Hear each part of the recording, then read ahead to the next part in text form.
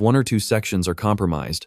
The others will remain perfectly functional. Every sector serves a specific purpose.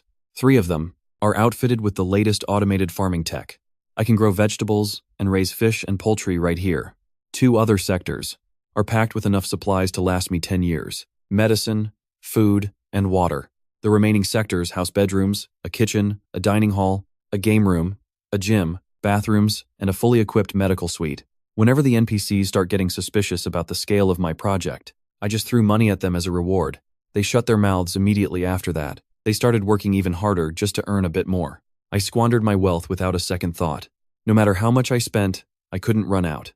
It was simply impossible. I headed to America and purchased a massive stockpile of heavy weaponry. This included mobile, combat androids, and clearance robots. Because I offered more than enough cash, I managed to acquire 2 nuclear warheads through unconventional channels.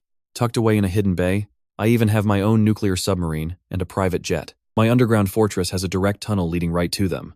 I hired 2 instructors to train me every single day on how to pilot the sub and the plane. To keep other awakened players from infiltrating my island, I ordered the construction of numerous artificial reefs around the original perimeter. Any large vessel would strike the rocks and sink instantly. Closer to the shore, I encircled the entire island with a high-voltage electric fence.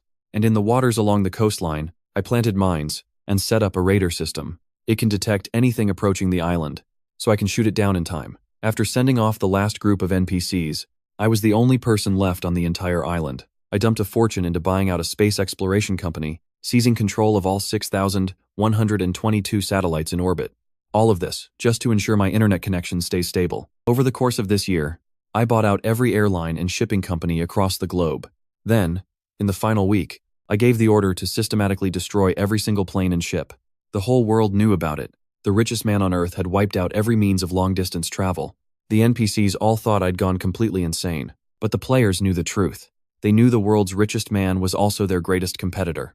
On the player-exclusive chat interface, a small window popped up. "Is that world's richest guy you?" He was the only one who saw me choose infinite wealth. I didn't bother giving him a response. 1 week later, the apocalypse arrived. The players, who had ground their abilities to the max, were itching for a fight. The names and numbers of all 300 players flashed across the public screen. I am number 99. Kui Ying Rui is number 100.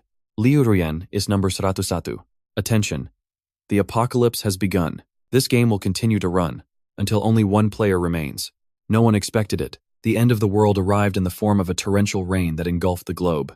From the north to the south, the relentless, heavy downpour triggered a massive cataclysm. It was as fierce as the prehistoric Great Flood of legend. While Future Island also experienced the rain, because the island's landmass is relatively small, the storm clouds drifted away after only 2 days.